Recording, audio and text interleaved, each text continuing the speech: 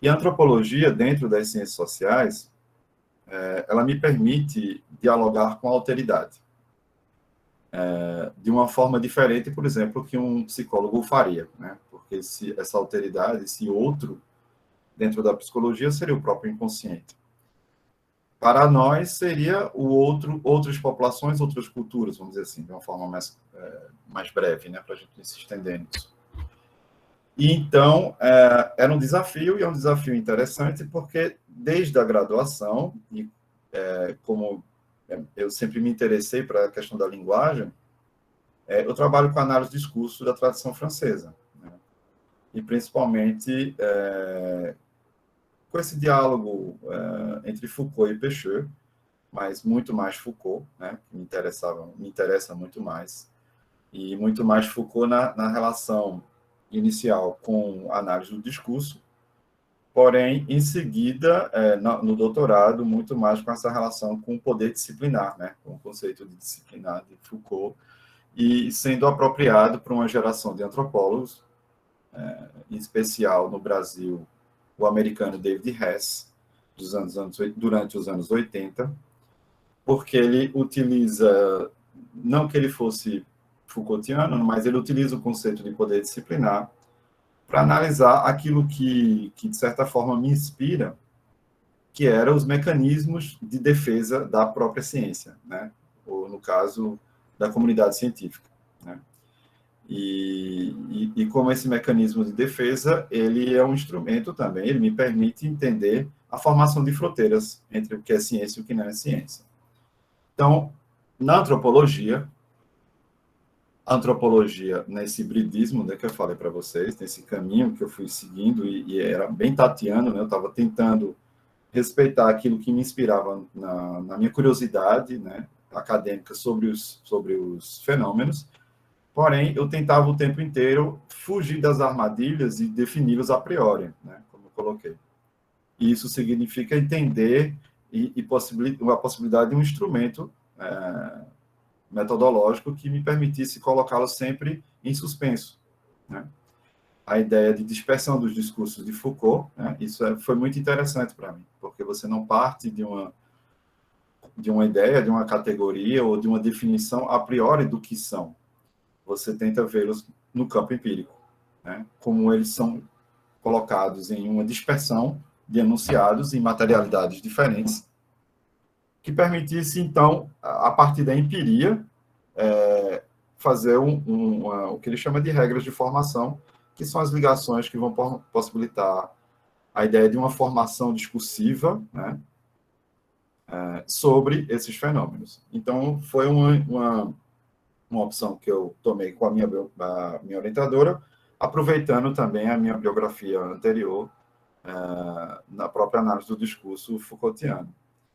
E, nesse sentido, como antropólogo, inicialmente eu fui tentar ver até a próprio por conta dos estudos de pesquisas do David Hess, em que ele fazia nos anos 80 um trabalho de campo sobre a parapsicologia no Brasil.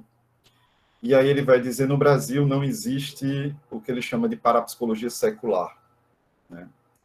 Aproveitando o conceito de secularidade do Max Weber, né? Que é uma tradição dentro das ciências sociais de continuidade sobre estudos de secularização, secularidade e por aí vai. Então, a parapsicologia secular seria uma parapsicologia desvinculada de instituições religiosas. A parapsicologia no Brasil, ela é principalmente uma luta entre uma parapsicologia católica, né, ligada ao expoente que talvez vocês conheçam, o Padre Quevedo, e uma parapsicologia espírita.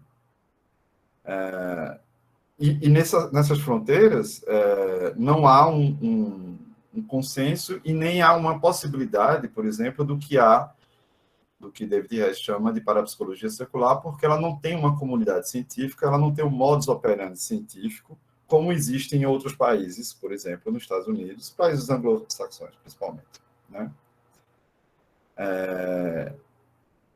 Principalmente porque há umas características, né, que me intrigavam e intrigavam o próprio David Hess, de entender por que essas discussões elas são tão vamos dizer assim, esse interesse do campo do conhecimento, seja ele qual for, seja de qual natureza for, esse saber, por esses fenômenos. E qual seria realmente o interesse da ciência? Qual seria a história desses fenômenos dentro da ciência? E por que especificamente esses países, né? Eles têm, inclusive, departamentos dentro de universidades, como a Yale, por exemplo, como nos Estados Unidos isso é muito mais presente, em que esse campo de estudos ele não entra uma característica religiosa, a priori. Ele é visto, de certa forma, de fato, como que eles chamam, a parapsicologia secular. É um ramo da psicologia, mas uma psicologia muito hard, ligada a uma física, por exemplo. E aí vem a própria característica dos fenômenos, que eu ainda não os nomeei, mas dentro do campo da parapsicologia se chamam fenômenos psi, né, que é a nomenclatura moderna. Os fenômenos parapsicológicos ou paranormais no senso comum. Mas entre eles, essa comunidade internacional, né, ela tem essa nomenclatura, psi. Né? E é interessante porque é uma unidade muito difícil, esse termo, de encontrar-se, inclusive ao longo da história, exatamente por uma das características que esse termo visa dar conta de uma pluralidade de fenômenos diferentes, porém que tem uma história dentro do Ocidente, né, das nossas sociedades ocidentais específicas, que começa, se a gente pode dizer assim, no final do século XVIII e vem acompanhando até os dias atuais. Né? Ela tem uma trajetória específica, há uma narrativa historiográfica, de certa forma, um senso comum, né? Embora assim, ainda há pesquisas sobre que vão sendo desenvolvidas, mas ela conta a história de 3 séries históricas.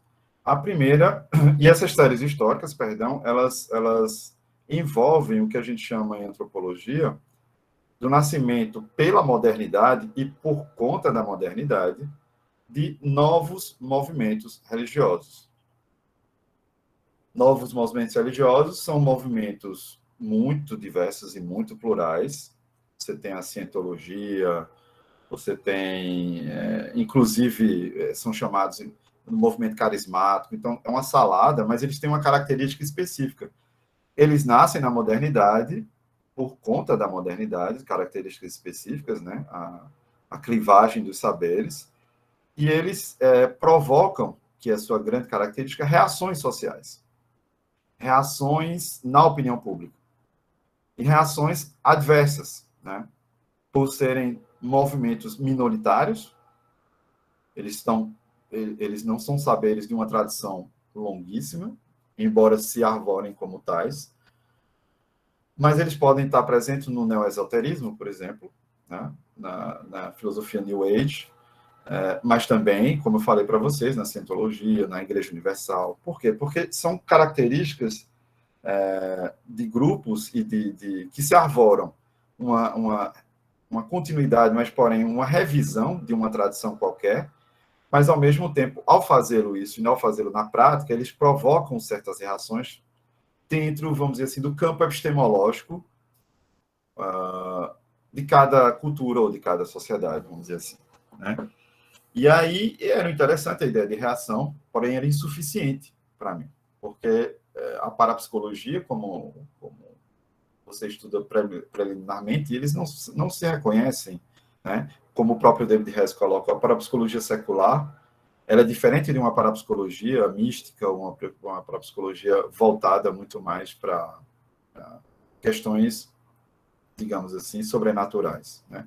Vejam, são sempre termos muito complicados, sobrenaturais, paranormais, porque a gente pisa em ovos, né? Porque a gente já está colocando em caixinhas coisas que são disputas, e de muita disputa discursiva, inclusive de silenciamentos. Né?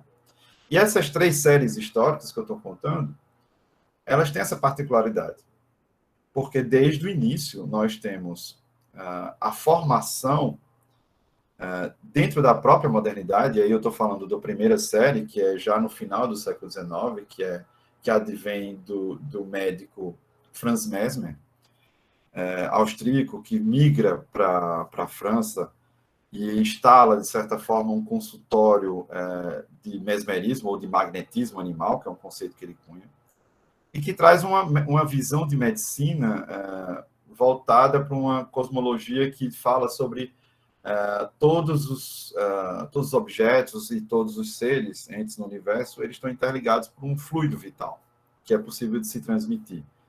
E esse fluido é terapêutico, né? E aí é que baseia a sua medicina. E ele vai para Paris e ele se torna, não sei se você já conhece a história, mas ele começa a aplicar suas novidades, isso causa um certo furor, né? Estamos em meio à Revolução Francesa, é exatamente no mesmo período, e, ao mesmo tempo, isso provoca também a reação das diversas classes sociais na França, a aristocracia, a própria burguesia nascente. Por quê? Porque tem uma eficácia, né, de certa forma. Ele coloca as pessoas em conexão, provoca convulsões de corpos, né, voluntariamente. E por que isso é interessante para mim? Porque é exatamente aqui que nascem os acontecimentos históricos, né? Eles começam a trazer novidades terminológicas. O próprio termo magnetismo, o próprio termo fluido vital, né? E usado como terapêutica. Não que o fundo dessas ideias sejam novas, né? Na verdade, não existe nada de original nesse sentido e pouca coisa é realmente original, mas o que é original é exatamente a configuração histórica, né, dos saberes e como é que eles vão começando a empregar e criar certas terminologias. Então, o que acontece? Para vocês terem uma ideia, essa primeira série histórica trazendo o Mesmer, o furor foi tão grande que foi-se necessário chamar uma comissão de avaliação feita pela sociedade, eu não vou recordar qual é o nome específico, mas era a Sociedade Médica de Fisiologia, na época que era a Grande Sociedade Médica, se não me engano é esse o termo, que nomeou nada mais, nada menos do que Lavoisier e Benjamin Franklin para avaliar a procedência e a validade, vamos dizer assim, né, para usar um termo mais comum. Essa comissão foi feita, ela foi nomeada pelo próprio Estado ainda, né, o Luís XVI, e ela ocorre e ela não consegue negar e não consegue também aceitar, porque isso tem implicações políticas, tem implicações diversas, né? Como é que você vai negar uma coisa que você ainda não consegue ter certeza, embora você esteja vendo, né?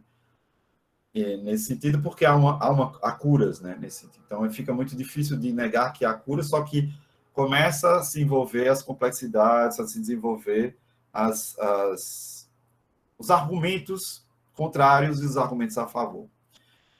De certa forma, esse saber, o magnetismo animal, ele vai percorrer o final do século XVIII, ele começa a entrar no século XIX, já mudando a configuração, já da parte napoleônica na França, né, pós-revolução, já nos anos 20 até os anos 40, nomeia-se novamente mais duas comissões. Primeiro, uma comissão de médicos, são todos médicos e filósofos, né? Lembremos que o campo intelectual ele é bastante circunscrito, não é essa fragmentação de especialidades como a gente vê hoje, e avaliando-se a primeira comissão da favorável, vejam bem, da favorável, dizendo é procedente, foi provado que existe e que cura, e não só isso. O resultado dessa avaliação dessa comissão, porque já existem outros magnetizadores médicos em seus consultórios e nos hospitais também realizando isso, né, essas práticas terapêuticas, há uma reação de uma corrente que vai se tornar hegemônica logo em seguida, que é a corrente materialista das ciências da saúde, vamos dizer assim, que é a corrente fisiológica, né? Começa a se despertar com mais furor a neurofisiologia, a neurociência, como a gente conhece hoje, muito voltada para o estudo do cérebro como o único objeto consistente a ser estudado pela ciência, vamos dizer assim, chamada ciência psíquica, que começa a surgir esse termo também. E aí começam-se os embates para poder tentar abafar. Mas não é suficiente dizer que apenas essa comissão possa ter provocado essa reação, desse nascimento da fisiologia, né, da fisiologia ligada a um estudo do cérebro. Mas também por conta de uma questão extremamente, vamos dizer assim, eu diria extremamente não, mas eu diria mercadológica também, porque a eficácia da produção do transe pelos magnetizadores fazia com que eles pudessem começar a fazer cirurgias, e a cirurgia sem dor. Então, mesmerizar, magnetizar um paciente e conseguir extrair qualquer coisa. Lembrem que a medicina na época era sangria, né? Curar era sangrar o sujeito até o sujeito extirpar, de certa forma, a doença, né? A ideia se tinham era a terapia principal, vamos dizer assim. E digamos que você fazê-lo sem precisar que o paciente sinta dor, isso gera, de certa forma, um incômodo, porque aí você tem um movimento do público, tanto com que dá certo e quanto não faz, não provoca nenhum algo externo. Foi aí que exatamente começaram-se por conta exatamente desse tipo de situação, que os estudos sobre anestesia desenvolveram. A anestesia, por outras, como a gente é hoje, ela se desenvolveu exatamente por conta desse conflito e dessa provocação que foi feita, né, nessa época. E com uma tentativa de reativa de dar vamos dizer assim, de dar uma resposta, né? Então, vejam, em seguida, eu falei para vocês que até os anos 40 uma segunda comissão foi feita, e a segunda comissão ela foi feita exatamente estrategicamente por pessoas que negavam, né, queriam, de certa forma, abolir os magnetizadores, e foi o que foi feito com a negativa, né, da comissão. E vejam, eu não estou julgando o mérito nem de um lado ou de outro, porque isso já faz parte da metodologia, tentar, de certa forma, colocar as coisas menos assimétricas possíveis, né? Ou seja, o pesquisador não tem direito a fazer uma avaliação, não que ele não vá fazer de certa forma, mas um recorte, já no recorte você já está, de certa forma, colocando uma subjetividade. Mas no caso de uma controvérsia, que é o meu objeto de estudo, né, nesse sentido, e como antropologia, essa disciplina que tenta mediar o conhecimento do ocidental, né, o próprio pesquisador, com o outro, essa é a nossa pedra de toque, né, de certa forma. Eu preciso respeitar as vozes nesse sentido, eu preciso levar muito a sério o que é dito de um e do outro lado. Então, eu estou contando, de certa forma, um pouco mais descritiva a vocês, essa primeira série, dizendo que o magnetismo ele desaparece, de certa forma, do campo da saúde, e lembre-se, o meu campo de estudo é basicamente a França, né? Ele desaparece do campo da saúde e a medicina, o paradigma da medicina fisiológica, ele toma conta, de certa forma. Mas ele desaparece por 40 anos, porque no final do século, 1880, com o advento da segunda série, que eu quero falar para vocês, que são os fenômenos mediúnicos, né? Em 1848 até 1850, 10 anos, durante 10 anos, há uma febre na Europa e nos Estados Unidos, e no Brasil, inclusive, de uma prática que, de certa forma, é uma prática de diversão, de divertimento, que é o Ouija, ou as mesas girantes, ou as mesas falantes, que as pessoas já tinham um costume, na nobreza ou na aristocracia, nos salões, se divertirem, jogando cartas, recitando poesias. E aí surge essa brincadeira, que todo mundo, acho que boa parte vocês já conhecem, que sentar ao redor de uma mesa e evocar um espírito de um morto, e ver o copo se mexendo, e criar um alfabeto para tentar fazer uma comunicação. Isso se torna uma prática que se torna, de certa forma, uma febre, né? Como diria até o Diário de Pernambuco da época, né? Entre os salões no mundo ocidental, vamos dizer assim. E isso vai gerar, novamente, por isso que é uma segunda série, um nascimento de outros saberes, entre os quais aquele que nós conhecemos aqui no Brasil, o espiritismo kardecista, o spiritualism no mundo anglo-saxão, que é diferente, embora tenha a mesma origem, porque não tem a ideia de reencarnação, é apenas de comunicação com os mortos. Aqui já a parte mais secularizada, as chamadas ciências psíquicas, ou pesquisas psíquicas, e vejam o termo psíquicas, já se torna um termo bem interessante para a gente avaliar, porque é exatamente aqui que vai gerar uma outra reação social, que é o nascimento da própria psicologia. E uma psicologia voltada, uma psicologia wundtiana, vamos dizer, uma psicologia também hard, né? Uma psicologia que vai tentar trazer uma espécie de física para analisar, colocar no laboratório e entendermos as percepções, né? Os sentidos, e aí você vai avaliar, medir, por exemplo, o grau de audição, né? do ser humano, como é que ele varia. Só que a febre dos médios e das mesas girantes nessa época provoca também, nessas outras correntes, como o espiritismo, como as pesquisas psíquicas, o interesse por fenômenos, agora sim conhecido também, não só pelo magnetismo animal, que já gerou uma terminologia, inclusive o nascimento do termo sonâmbula, né?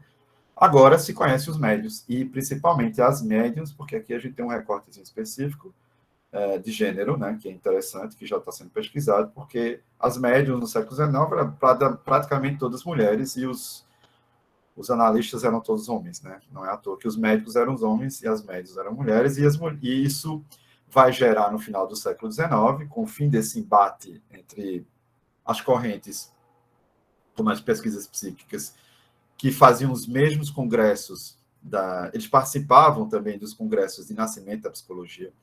Então, as coisas que eu analisei na França, por exemplo, os 3, 4 primeiros congressos de psicologia na França, ele tinham GTs, vamos dizer assim, grupos de trabalho que discutiam clarividência, telecinese, que são, como eu falei para vocês, fenômenos específicos dentro dos fenômenos fenômenos paranormais.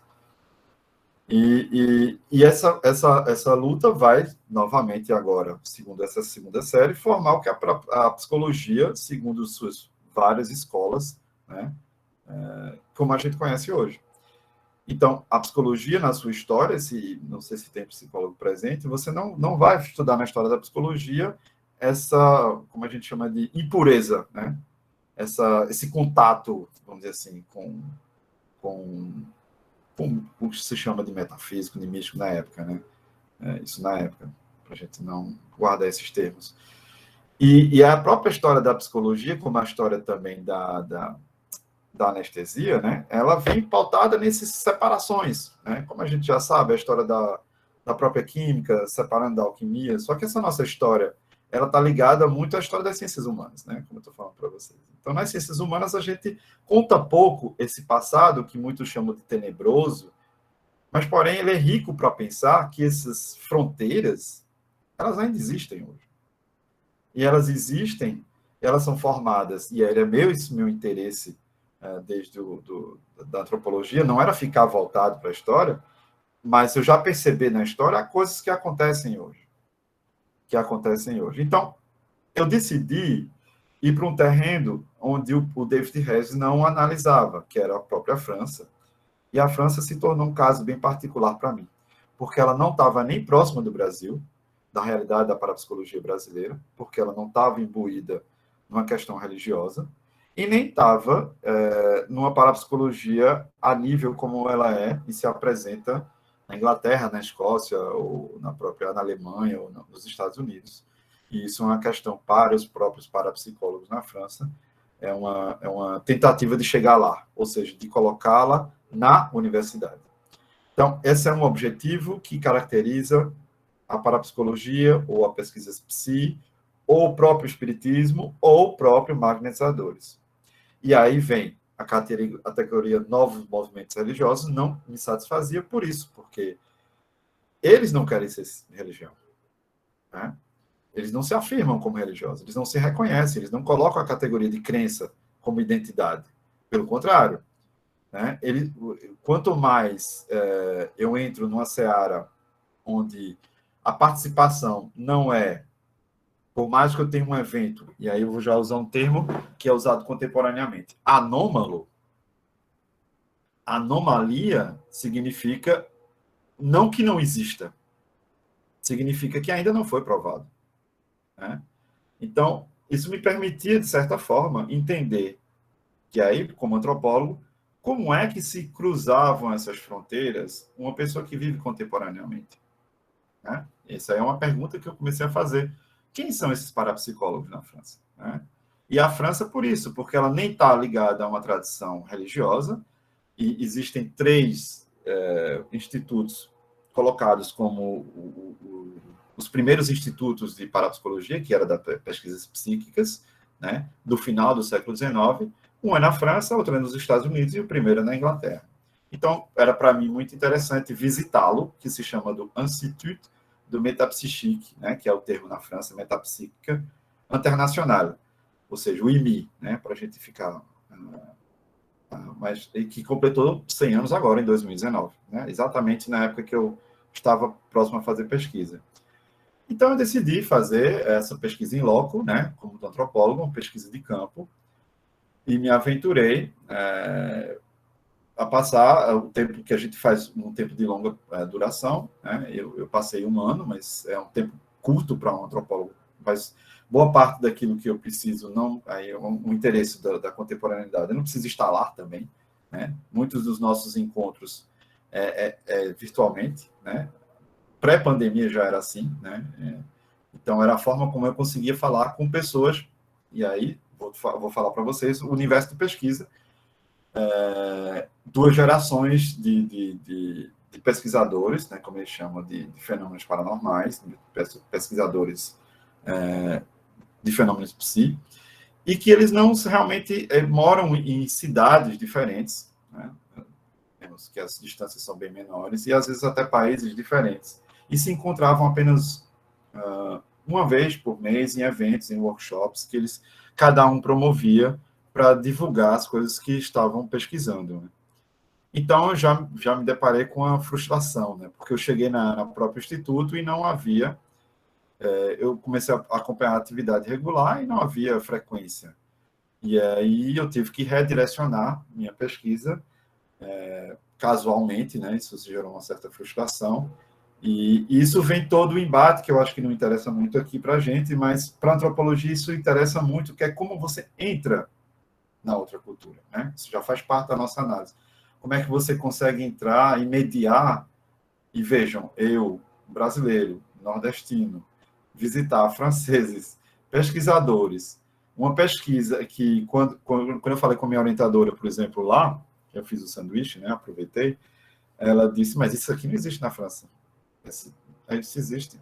Mas não existe. Aqui na França não é possível esse tipo de coisa. Mas eu vim aqui para estudar isso. Aí ela, mas quem são essas pessoas? Ela ficou muito curiosa, né? E aqui começou nesse diálogo, né, com a própria orientadora, né, com a orientadora, essa questão de entender como é que é essa situação desses discursos na própria cultura em que eles vivem. Então, resumindo, a França, essas pessoas com quem eu me encontrei, com quem eu conversei, essa interlocução demorada, me revelou muita coisa sobre uma forma de identidade que se coloca muito presente, principalmente para acadêmicos na França, que é dizer, vestir a camisa e dizer, nós somos cartesianos. Né? Nós somos de uma tradição cartesiana. Então, por exemplo, aqui na universidade nós não revelamos a nossa privacidade do que acreditamos, a gente abomina esse negócio. E mais, estigmatizamos, né? Eu estou resumindo para vocês uma pluralidade e fazendo, de certa forma, uma síntese, porque é exatamente isso que eu comecei a estudar quando me deparei. Já que eu não consegui encontrar as pessoas em loco, eu comecei a ver a oportunidade de estudar controvérsias a partir dos documentos. E encontrei uma controvérsia muito interessante, que se passa com 2 teses de doutorado, uma em sociologia e a outra um exame, de certa forma, uma tese de uma italiana, Silvia Mancini, que tenta carreira acadêmica na França, né, de antropóloga, e começa a ser alvo, os dois, daquilo que eu chamei mais cedo de mecanismos de defesa, né, do poder disciplinar da academia. Ou seja, comecei a analisar documentos em que os artigos eram refutados, né, em editoras, quais eram os argumentos que eram utilizados, as trocas de cartas, diversas situações em que isso se apresenta, por exemplo, em eventos em que haviam comunicações, os embates, né? Uma tentativa de... Quais eram os argumentos que eram utilizados, né? Por ambas as posições. Então, e principalmente um artigo que foi escrito por uma das grandes revistas de antropologia na França, que é a L'Homme, no ano 2000, em que uma importante antropóloga italiana, mas que faz carreira também na França, que já tem um nome considerável, né, no meio, ela vai escrever um artigo chamado Le Retour des Métapsychistes, ou seja, o retorno dos metapsíquicos. Um título já irônico, e é o título em que ela vai fazer o que eu chamo de uma denúncia. Ela vai publicamente dizer: isso daqui tem dois antropólogos e tem um grupo infiltrado, ela os nomeia e ela faz um artigo diretamente atacando as teses, apontando o que ela chama de exatamente de uma denúncia, né? Uma tentativa de ridicularização e de dizer: tem gente infiltrada aqui na academia, se passando por parapsicólogo e tentando defender dentro de áreas acadêmicas para poder legitimar esse conhecimento. E ela não se contenta com isso, ela vai esmiuçar aquilo que ela considera os pontos principais, em que ela ilustra, dizendo: olha, isso aqui, ó, tá vendo isso aqui? Esse ponto, está mostrando claramente que aqui é uma tentativa vazia, é uma metodologia pouco usual e muito questionável, muito fraca, vamos dizer assim. E, de certa forma, isso causa um burburinho muito grande, né?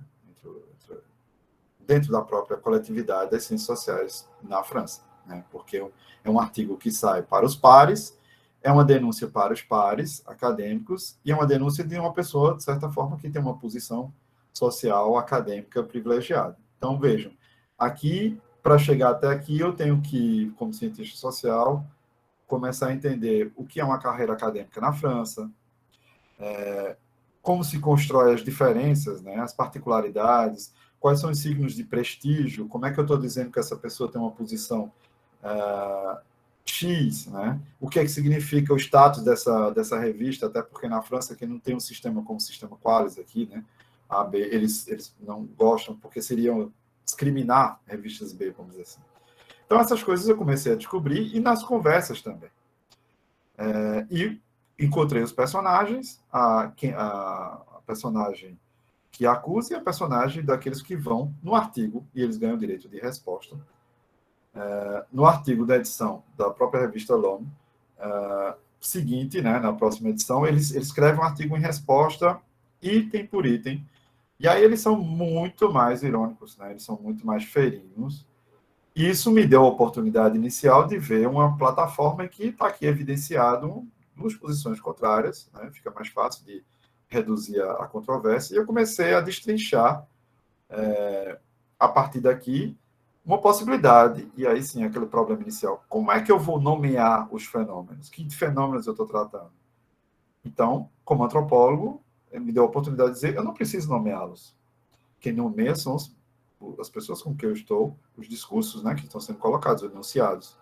E aqui é interessante, porque na controvérsia eu tenho não só os termos que são usados pela acusação, mas os termos também de defesa, e eu tenho a possibilidade de ver um choque, que eu chamo de choque de discursos, né, um choque, de certa forma, de paradigmas de visão, não só sobre o que a antropologia deve fazer, mas principalmente sobre esse mundo inteiro, né, que é o mundo do étrange, que eles chamam, o mundo do sobrenatural, né? E aí os termos são variados para poder criar esse guarda-chuva.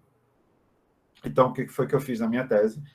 A partir daqui, como eu não encontrei as pessoas em loco, eu consegui, e aí é uma história que eu não vou me desverbuzar, mas eu consegui, de certa forma, ter acesso aos personagens, menos a esse personagem de acusação que não quis me receber.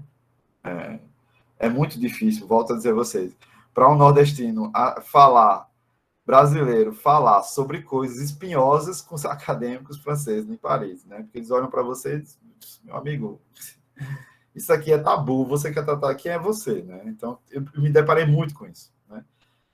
Inclusive, nos trabalhos que eu apresentei, né, eu tinha que muito cuidado para colocar um anonimato, né, no próprio, eu acho, o SS, né, onde eu apresentei alguns trabalhos, e eles diziam uma cara de espanto, né, porque, na verdade, são eles que estudam o exótico, são eles que estudam as populações na América, na Ásia.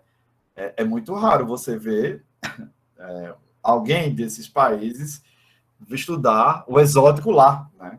Então, de certa forma, isso causava uma certa estranheza, mas para mim era interessante, porque essas reações são exatamente onde as pessoas são pegas de calça curta e vão trazendo algumas coisas que eu possa discutir. Então, nessa primeira controvérsia, eu consegui completar essa análise dos documentos com uma análise em loco, e para mim foi muito interessante, né?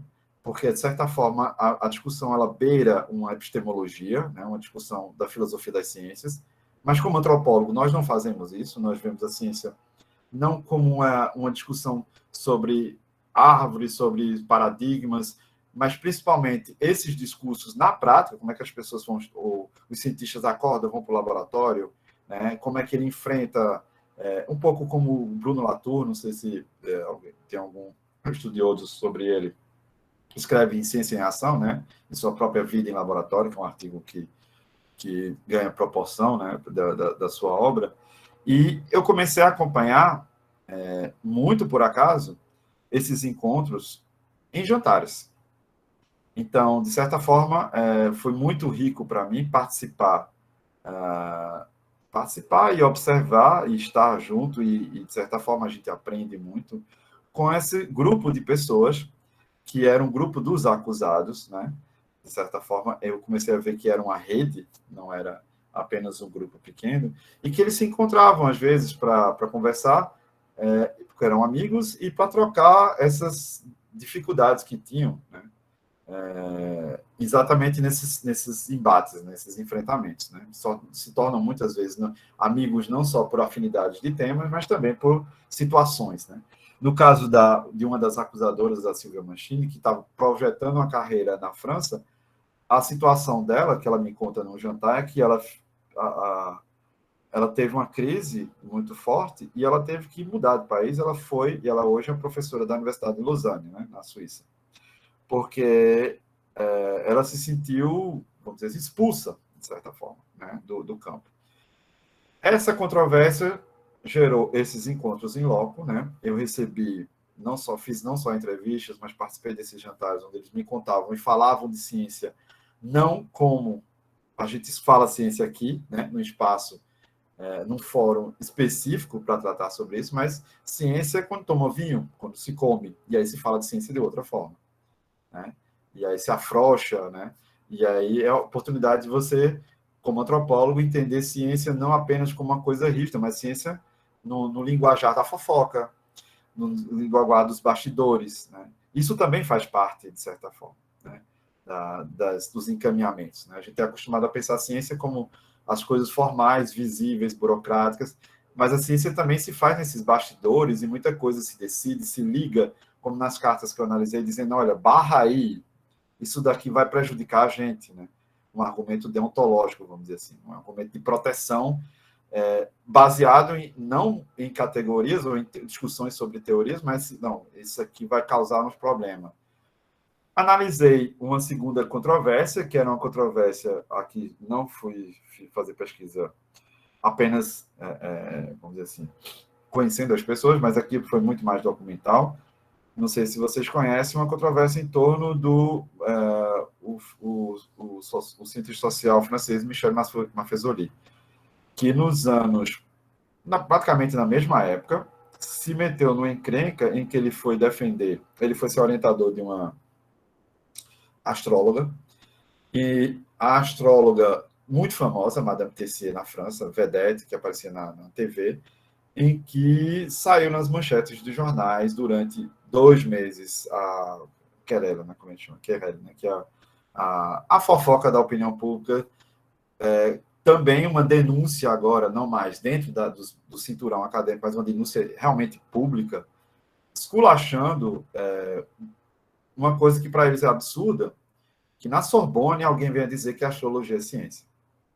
E aí eu fui analisar os jornais, eu já tinha esse percurso no mestrado, mas eu fui analisar os jornais, sobre os principais jornais da França, sobre esse episódio específico. Né? E aí que me permitiu exatamente isso, entender novamente os argumentos contrários, né? A visão de ciência, a visão do que não é ciência, a visão do que é real, do que não é real, e não mais na parapsicologia, mas agora em torno da astrologia. E quais são os argumentos fora do campo científico que são utilizados para denegrir e proteger a própria ciência? Né? Então, a proporção foi tão grande que 5 prêmios Nobel na França foram chamados a se posicionar. O próprio ministro da Educação na França foi chamado a se posicionar e dizer que a denúncia era grave. A sociologia francesa está permitindo a entrada de impuros, né? Está permitindo a entrada da bagunça, da barbárie. A astrologia, um astrólogo numa tese de doutorado na Sorbonne dizendo que a astrologia era ciência. Entende? Então, não é que... E aí eu também começo a analisar a defesa, o próprio Maffesoli se defendendo, alguns poucos colegas que tentam ver de uma forma imparcial, de certa forma mais neutra, mas a grande vamos dizer assim, o grande foco dessa controvérsia específica foi exatamente o nome de Maffesoli, que, por mais que ele tenha um campo aberto aqui, por exemplo, no Brasil, mas na França ele já perde o seu prestígio, né? Então, são essas coisas que eu começo a ver, questões de prestígio, questão de status, questões que envolvem a própria ciência, que, de certa forma, não são discutidas nas disciplinas, inclusive de epistemologia, de filosofia das ciências, que se prende apenas a categorias eu diria assim, para encontrar dentro das suas demarches, né, que são a ideia de um espírito da ciência ou de uma ciência, vamos dizer, essa discussão que nós conhecemos, né, principalmente, né, que vem na tradição francesa, vem de Bachelard, vem de Canguilhem, chega até Foucault, inclusive, mas pensando do ponto de vista antropológico exatamente essas fronteiras. Como é que são feitas essas fronteiras?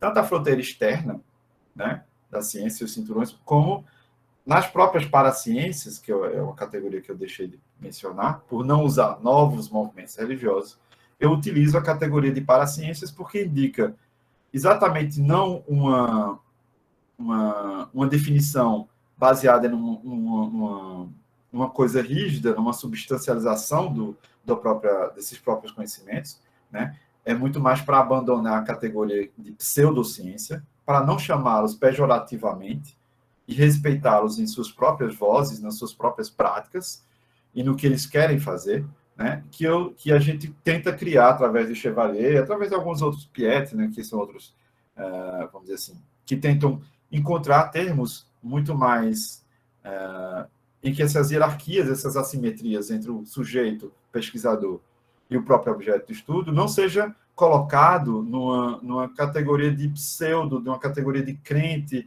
num dualismo fácil, uma dicotomia fácil de dizer, olha, quem acredita, parapsicólogos são aqueles que acreditam, cientistas são aqueles que não acreditam, porque não é assim que a gente vê na prática, né? E essa categoria crença, inclusive, é muito difícil de ser colocada, porque ela não responde com a pluralidade de posições das pessoas que nós pesquisamos diante desses fenômenos, né? Porque, por exemplo, os parapsicólogos, eles aceitam que esses fenômenos sejam reais, mas eles não aceitam que sejam sobrenaturais. Para eles, não há nenhum sobrenatural, não como os espíritas acreditam, mas há simplesmente a manifestação da psique. E é uma psique anônima, que são fenômenos que nós não conseguimos ainda colocar em laboratório, mas que a gente consegue ver que existem. Então, aqui eu já começo a ver, por exemplo, a ciência, ela não é só feita de separações em que elas vão diminuir e silenciar saberes minoritários, que vão ficando para trás, ou reduzidos, ou no nicho, na marginalidade, mas também, quando a gente vai para ciência de ponta, se você pega um cientista, uma pesquisa de ponta na física, ela está com um improvável muito grande, ela está com um risco muito grande de ser denegrida e cair por terra. Por quê? Porque ela está exatamente numa situação limiar de fronteira. Né? Ela é ciência por isso, né? Uma ciência porque ela está chegando num terreno onde ela pisa em ovos. Ela não sabe se ela vai conseguir ter os outros, vamos dizer assim, as outras sustentáculos que permitem que uma ciência esteja em pé, que não é apenas a questão do conhecimento em si, da pesquisa em si, mas toda a credibilidade do laboratório de pesquisa, o número de financiamento, o contexto onde você está, porque se você for um cientista brasileiro, por mais que você tenha, nesse quesito específico, algo original a apresentar, você entra num campo de forças global, em que, daqui que você consiga ter certo prestígio, vai ter que ter muita, vamos dizer assim, muito braço, né, para poder enfrentar e poder se legitimar nesse campo seleto. Então, a ciência ela não é só feita apenas como queremos crer, né? E aí não podemos nem chamar de a ciência mais, né, por conta disso. Seria até uma aberração, porque a gente continua usando aquelas caixinhas anteriormente para, isso aqui é ciência, isso aqui não é ciência, isso aqui é paraciência. E, para finalizar, nesse sentido, é aqui que que eu tento colocar para vocês a importância não só do estudo, de utilizar esse instrumento da análise da linguagem, mas principalmente do olhar antropológico de relativização, de diversificação, e não mais de encontrar uma definição, uma substância específica, né? Para poder colocar as coisas em rótulos e, a partir daí, fazer minhas análises. É muito mais interessante deixá-las em suspenso, e muito tempo eu fiquei em crise, porque como uma coisa que você não pode nomear, como é que você vai falar dela, né? E aí a abordagem que a gente encontra é uma abordagem relacional e respeitando como é que ela se configura no campo específico, espaço-temporal que você está analisando, né? Porque se eu for para tentar jogar essa realidade da França para a Alemanha, não funciona mais. Já há um trânsito diferente, né?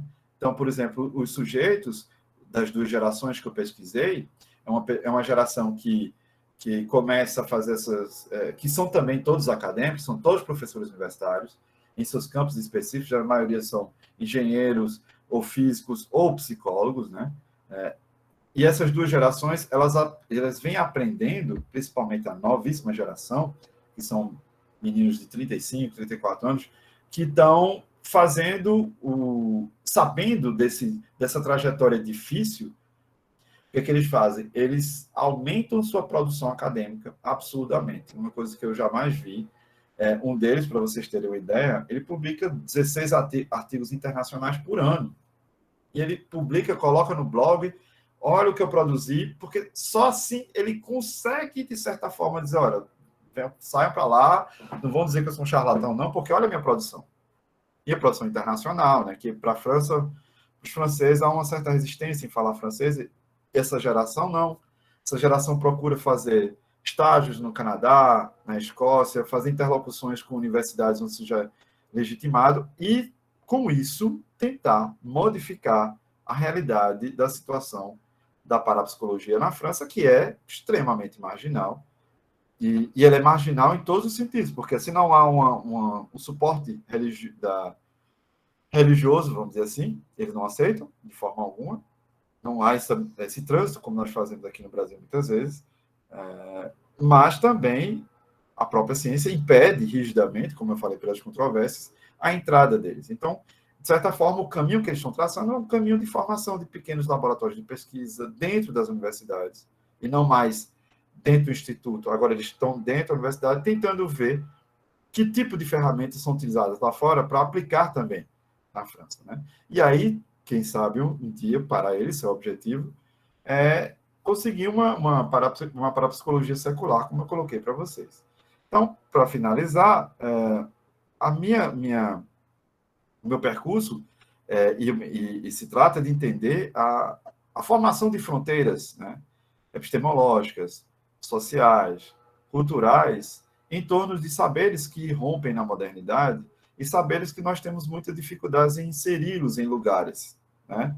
Nós temos dificuldade em inserir esses saberes porque, primeiro, eles não estão dentro de linhas definidas, que a gente costuma colocar um cinturão, ciência, religião, ou magia, ou arte.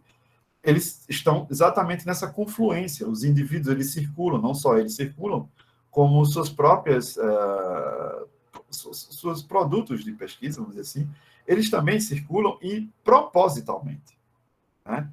muitas vezes eles querem uma visibilidade, eles procuram mesmo uma controvérsia para dizer, olha, só assim que a gente fura.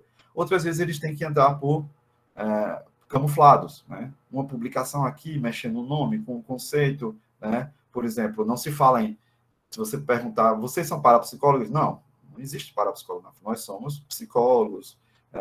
E o que é que vocês estudam? Fenômenos paranormais? Não.